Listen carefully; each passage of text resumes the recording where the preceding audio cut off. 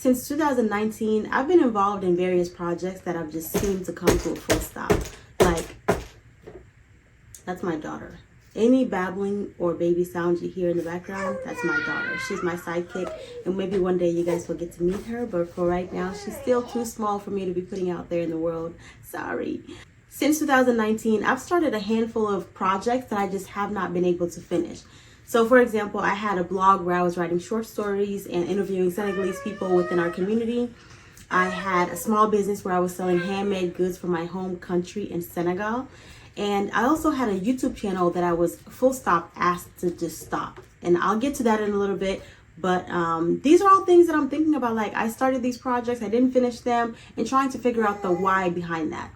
And for a while, I considered each of these a failure. I kicked myself every time I thought about the initial vision I had for the endeavor and the fact that I didn't accomplish that. I often get frustrated with myself because I don't want to be considered a failure. I don't want to see myself as a failure. And I don't want to be a quitter either. But I've had some time to think about it, and I realized that I'm not a failure, nor am I a quitter.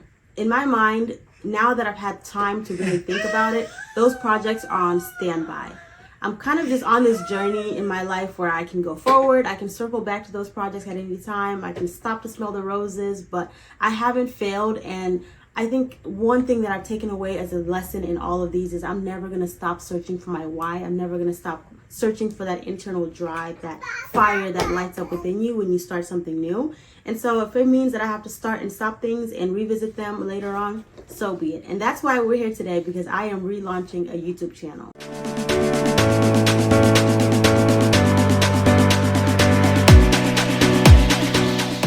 Hi everyone, my name is Aissatou Gise and I am a new mom living in Atlanta, Georgia. I'm originally from Senegal, West Africa. You may have heard that in my intro, but that is where I'm from. And I'm going to talk about this shirt that I'm wearing. Not shirt, it's a sweatshirt. It's a crew neck.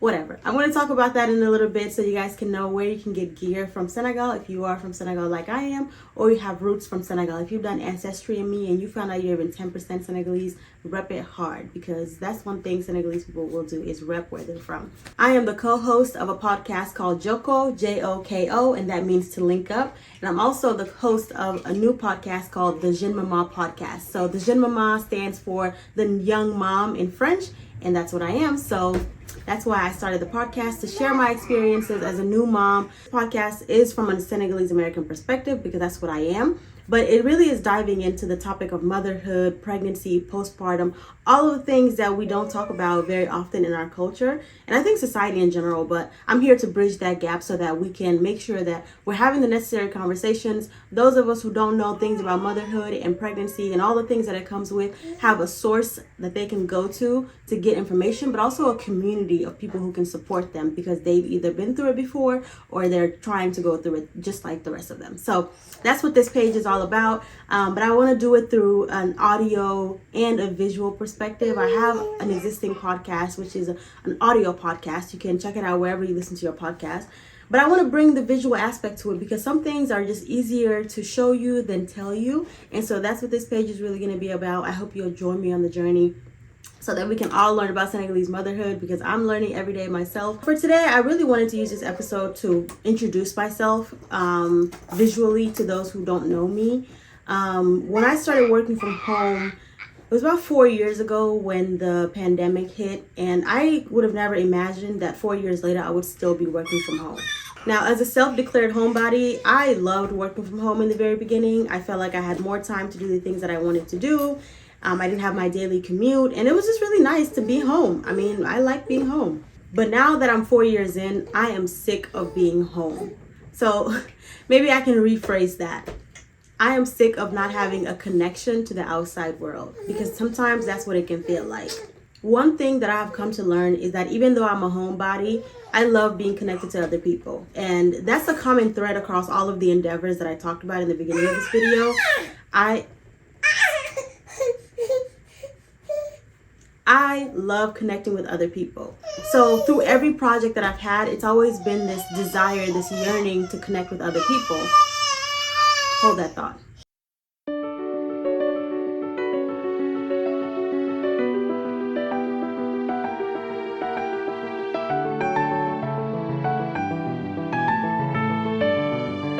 So like I was saying, the project that I was working on and have been working on and stopped working on, all of those things was just this desire and this connection that I wanted to have with people. It was a desire to have connection with people.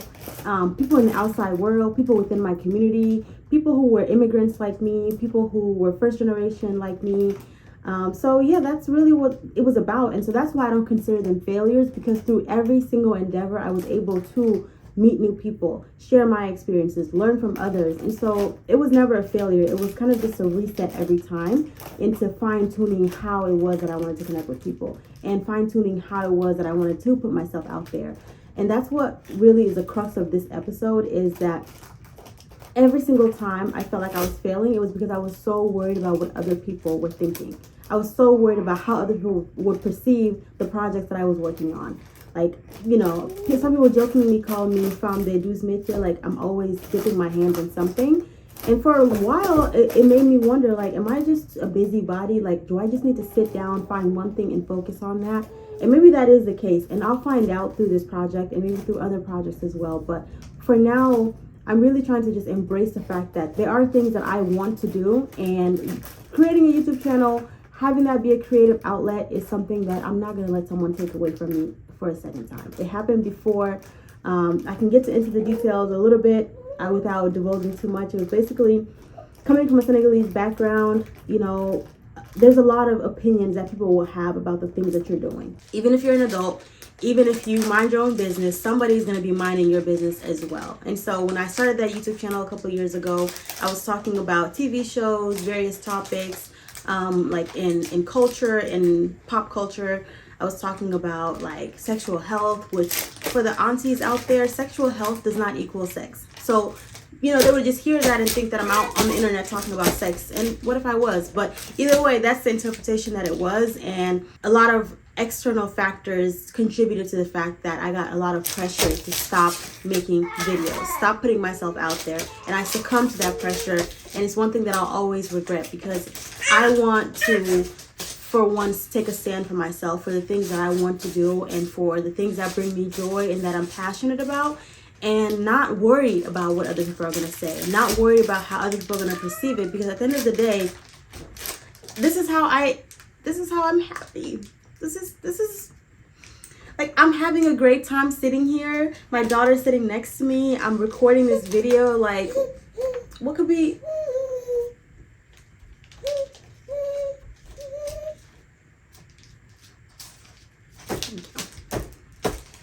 How could life possibly be better, right?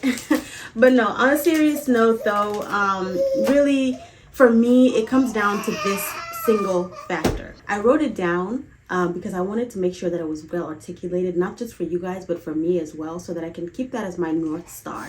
And it goes, the opportunity to be creative, to pour love into something, to spend time perfecting it as much as possible, and to put it out there for the world to see. These are all acts of self-love and self-care for me. And the more I embrace the feeling versus feeling guilty about it, the happier I have been in my life.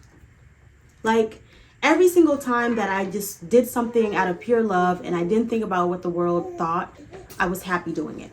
Whenever I started thinking about how people would perceive me, how people would judge me, how people would have negative things to say, that's when I was very unhappy, and that's what would cause me to lose that momentum. I often stop to think about what that YouTube channel would have looked like today. It would have probably been about 3 to 4 years by now if I had kept going, if I had just kept uploading and kept doing what I was passionate about. I always think about what that page would have looked like today. And that's why this time around, I want to do things on my term, with the support and the love of those around me who do pour into me. Because I have people who reach out to me and they tell me that I'm doing a great job on the podcast. They reach out to me and say they love the content that I share on social media. And I should let that be my driving force, not the negative comments that I'm inventing inside my own head. And until someone comes up to me and actually says those negative things, I should not let that impact me the way that it has in the past. So that brings me to the Jeune Maman Podcast, which is a podcast that I started back in April. And it's a podcast where we talk about pregnancy, postpartum, motherhood, tips and tricks, and more from a Senegalese American perspective. And on that topic of Senegalese American, I'm wearing a shirt that has Ndakaaru written on it. Ndakaaru is a variation of the word Dakar, which is the capital of Senegal. This shirt is from Rep Galson. I'm going to include their information in the description so you can check them out. But they have gear with like streetwear with Senegalese words or Senegalese pictures, like iconic Senegalese pictures. So the karapi is one example. If you don't know, I'm going to put a picture when I talk about it so you can see what I'm talking about. But they have really cool designs, shirts, hats, crew necks, and sweatshirts that you can check out. If you're from Senegal or if you'd like to learn more about Senegal, I encourage you to check them out. I moved here from Senegal when I was 8 years old. And I've been here ever since. I go back every couple of years to visit, but this is, that blended identity, the dual identity, and the intersectionality of it is something that is unexplored in many ways. We always hear about Nigerian culture. We always hear about Ghanaian culture. And I even have a YouTuber that I watch, Jessie Wu. She's from Haitian culture. And, she always talks about being Haitian. But I feel like there's not enough of us Senegalese people out there who are English speakers who are out there talking about Senegal to get people hyped for it. So that's what I'm here to do.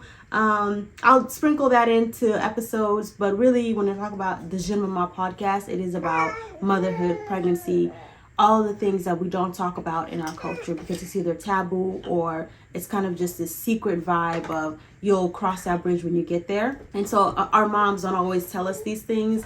My friend had a really good way of putting it. She said, we're taught how to be wives, but we're not taught how to be mothers. And it's not even something that you can sit down and really teach someone. Like, you're not going to have a book and a pencil and write down how to be a mother. But it's more experiential. It's like, this is how I experience it. And this is how sometimes folks experience it. And yours might be different and blah, blah, blah. Just having that dialogue can really do a lot for when you're going through such a tumultuous time in your life. So yeah, just having the conversation can do a lot for someone who is going through it. And I found it to be helpful when folks shared their experiences with me when I was pregnant. And I would like to do the same for others. And not just me, but I would like to do that through my experiences, but also having guest appearances as well. So that's the purpose of the Jeune Maman Podcast that is already running on Apple Podcasts, Spotify, Google Podcasts. But now we're going to have the video format of it here where I'm going to be discussing topics with you all here in this community. I have realized that working on multiple things and really staying busy is what keeps me motivated. Since becoming a mom, that has been even more true. And it even sounds contradictory, but for me, it's true. Like, I know it's busy and you have a lot to do already on your hands with the baby, but being able to work on different things diversifies my days. It breaks it up so that I can compartmentalize in my head and that I don't lose my identity. I think there's a lot that happens when you become a mom to the point where you almost feel like you lose a little bit of yourself. But I don't see it as that. I see it as like a metamorphosis, right? Is that how you say it? I think so. But I see it more of like, you were a caterpillar and now you're a butterfly. Do caterpillars become butterflies? Whatever animal turns into a butterfly, that's what you were before, and you were in your little cocoon, and then when you become a mother, you just flourish. I think that motherhood makes life more elevated, it makes life more exciting. And so instead of looking at it from a negative perspective of now I'm so busy I don't have time to do all these things, I want to look at it from a perspective of I'm a mom now. I'm not only strong enough and I'm this amazing creature that was able to create life, but now I can also do all of these things. So that's how I'm looking at it, and that's how I'm trying to encourage others to look at it as well, because it's hard out here. And if there's anything that you can do to tap into that creative side of you, to really, ask yourself, how can I be the best version of myself? This is how you do it, is by finding out the things that you're passionate about and becoming the best version of you that you can be, not only for yourself, but for your kid too, or kids. So if you like this video, I encourage you to subscribe to my channel, because there are going to be more videos like this where you hear my baby in the background and can barely hear what I'm saying. But hopefully you guys really enjoyed this video. Hopefully you understand the why and it resonates with you. Not only even if you're from Senegal, but if you're from any country and you immigrated, or your family immigrated to the US and you're first or second generation and you're dealing with that intersectionality of being American but also something else. This channel is for you. We're going to talk about all of the things that, implicate life as a dual nationality or dual culture individual. Now, if you would like to get caught up on my podcast, like I said, I already have episodes that are out on different platforms. You can check it out on Apple Podcasts, Spotify, Google Podcasts, all the major podcast posting platforms. It is the Jeune Maman Podcast. And I think I have about 12 episodes as of this recording that are out. So if you'd like to get caught up there, you can. But I will also be uploading the audio formats of those as videos here on YouTube. So if you go to my page, you'll see the ones that have already been uploaded. And so those will be supplementary to the videos that I'm going to be posting here going forward. And with that, I'd like to thank you all for watching this episode thus far. Give it a thumbs up if you like the content. Be sure to subscribe so you don't miss the next video. And I'll see you in the next one.